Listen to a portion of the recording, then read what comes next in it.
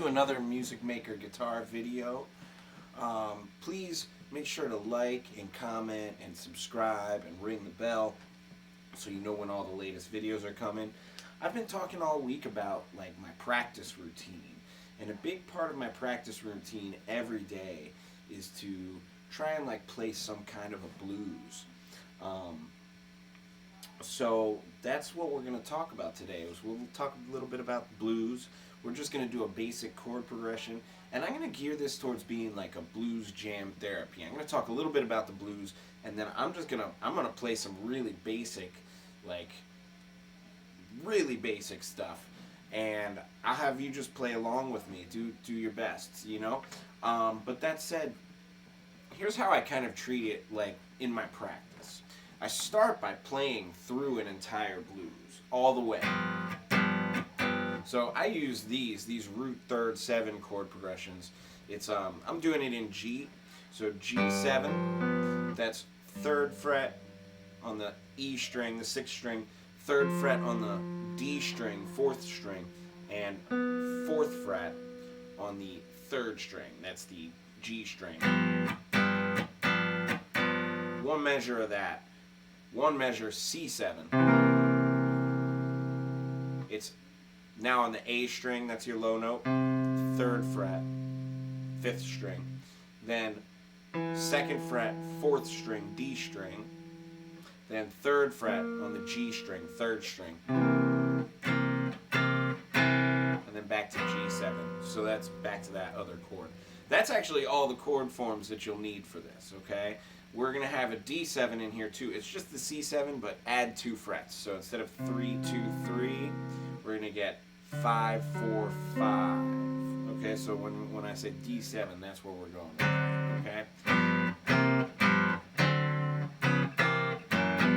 Sometimes I do this, like I lead in, go backwards and forwards. It happens. It is what it is. Now, something that I do that's really important with this also is I make sure that I have a really specific fingering. So, like this chord, I'm using my first finger to I'm actually not playing any notes. I'm just blocking everything so that when I play with my pick, I can just play right down everything, not worry about any ringing notes. You always want to control vibrations. Then during the C chord, same thing. That's like my first finger blocking, and then thumb on the bottom. Might be kind of hard to see that, but I always have something blocking. I was just telling somebody that today too. It's always a combination of your right hand and like maybe fingers on your right hand and fingers on your left hand that aren't doing things to block unnecessary notes from coming out. It's a big thing. So G, strum 4, C, strum 4, G, we strum 8, 2 measures. So 1 measure of G, 1 measure of C, 2 measures of G. Then we get 2 measures of C, 8 more strums. Then G. Then D, 1 measure. C, 1 measure. G. Then we repeat. So it's a bunch of G's in a row. Then we break it up with that. Now I'll do it one more time, but I'll add a turnaround chord at the end.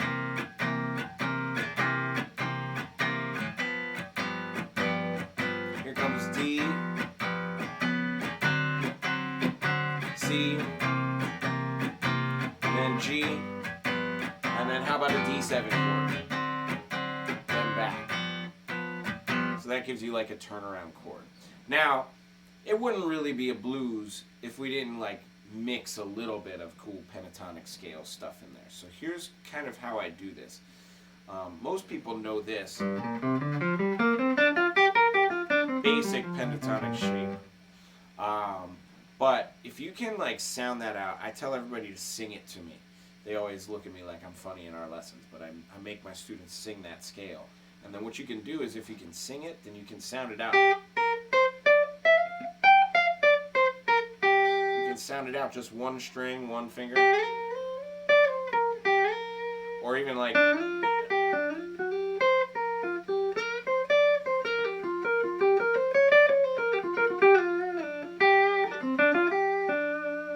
Right, you can like maybe learn it on 2 strings or something if you're feeling sassy. But yeah, like just play here in the beginning and then work your way up, like as you build momentum in your solo, you know. So I'm gonna go ahead and start the click, but I always start once, just chords, no soloing. Second time, add a little bit of soloing with chords. Then third time, try to develop. Fourth time, work your way up the neck. Fifth time, higher. Sixth time, higher. Seventh time, higher, until you run out. When you run out, don't tell nobody that you run out. Just find a way to end the song. Okay? So I hope that's helpful. I'm going to go ahead and I'm going to just turn on the click. And I'm going to play like I normally would play for 4 choruses. I'm going to give you 4 choruses. And then I'm just going to strum normal from there on out. And just go ahead, if you want to just practice strumming with me, feel free to do that. If you just want a like backing track to solo along with, you go ahead and do that. Whatever you feel like doing. I just want this to be helpful for you. And again, like and subscribe. Leave me a comment. If you want to see these in depth or see some blues variations, I have, I'm about to have 4 different variations of blueses up on the website.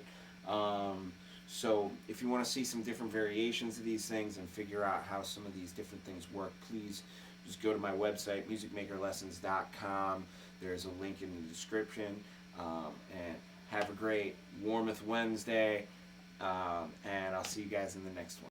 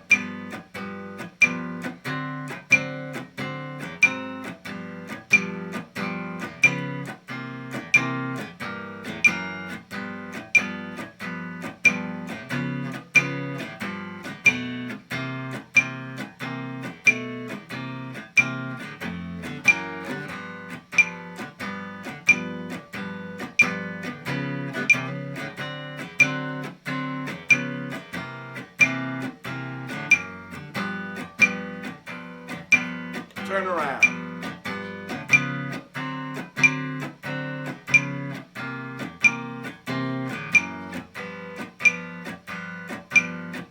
One more time.